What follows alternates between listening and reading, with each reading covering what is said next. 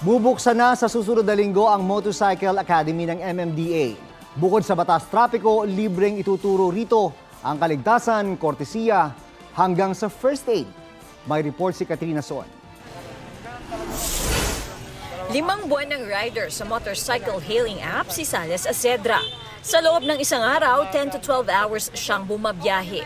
Aminado siyang maraming kapwa-rider ang kulang sa kalaman sa batas trapiko. Marami talaga.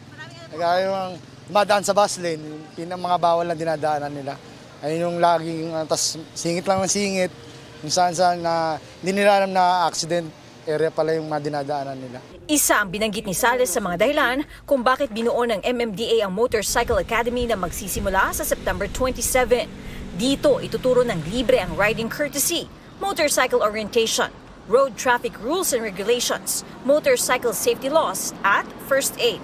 At least they'll be equipped kung may mga aksidente na sila yung maging first responders. They should know at least the basic first aid. Ito ang MMDA Motorcycle Academy course track. Dito may mga stoplight at meron din dito silang tulay. Iba't iba rin ang road conditions dito para raw maturuan talaga ang mga magtitake nga ng motorcycle course. Makatotohanan ng track course para matutunan ng riders kung ano ang dapat gawin kung malubak, basa at madulas ang kalsada. Ituturo rin ang road signs. Sa Academy, magkakaroon ng clinic, shower rooms at restrooms para sa dumaraming riders sa bansa. Sa datos ng MMDA, mula Enero hanggang Agosto ngayong taon, sa EDSA pa lang, halos 8 kada araw ang naitatalang aksidente sa motor. Bukod pa ito sa mga naitalang aksidente sa C5 at Commonwealth Avenue.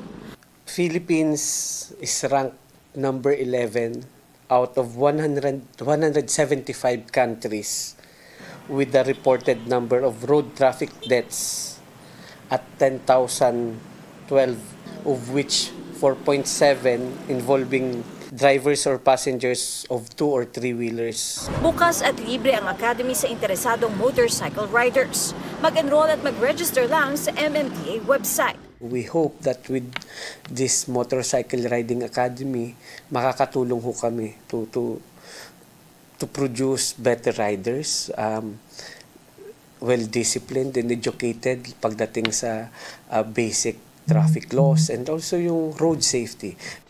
Katrina Son, nagbabalita para sa GMA Integrated News.